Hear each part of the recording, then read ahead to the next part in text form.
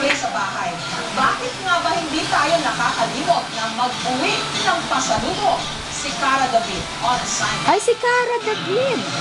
Panood siya ng Batangas, dried mangoes ng Cebu, lengkong ligato ng Baguio, shingaling ng Laguna, mga tutputing popular sa bawat lalawigan at hindi mawawala sa aming listahan ng pasalubong. Maski hindi ka na raw tumayo pa sa mga probinsya, lahat ng produkto nito nasa tindahan na ni Teresa dito sa North Luzon Expressway o NLEX. Dahil patok daw sa mga biyaherong turista, sa loob ng 4 na dekada, pagtitinda ng pasalubong ang Naku, baka maubos na to dahil. sa kanyang pamilya. Maganda siyang pagkitaan kasi pagkain. Sa ngayon kasi yung pagkain ang madaling pagkitaan ng pera. Kaya ang dating tindera ng pasalubong sa Riles ng tren sa Quezon, may 11 pasalubong outlets na ngayon. Kababalik lang ni Roman, isang Ayan. travel vlogger mula sa kanyang Ayan yung inano ko. Oo, Roman. At hindi raw siya umuwi nang walang dalang pasalubong. Halimbawa, ang budget ko sa isang trip is halimbawa is 8,000 or 5,000 halimbawa. Yung medyo matagal na trip, siguro mga 1,000 doon. Estudyante ko. Naalat ko para sa pasalubong. Estudyante Dahil niya? sa pagiging likas ng Yan yung mga nirefer bigay, ko. karaniwan na raw sa mga Pilipino ang pagbibigay ng pasalubong Sana sa hindi mga pa mahal maubos. sa buhay.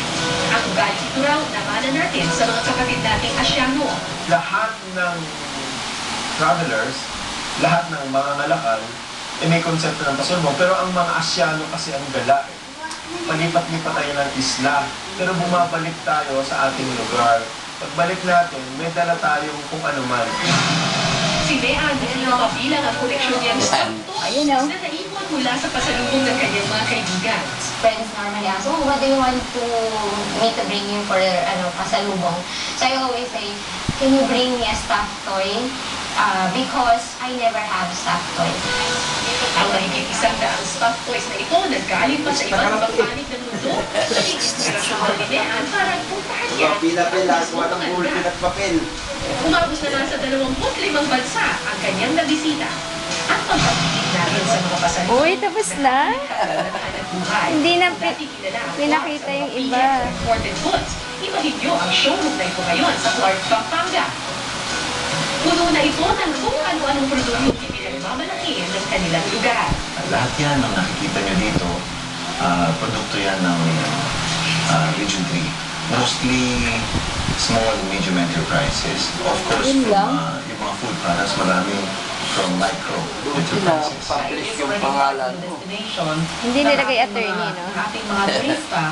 Ang pasalubong, maliit o malaking Ayun, bagay akin pa man, rin yun. tanda ng pagbabahagi ng ating karanasan mula sa lugar na ating pinuntahan. Oo, ayan, oh. Kalabas nito'y kaligayahang umuukit sa puso ng mga nabibigyan. Ay, ako yung huli.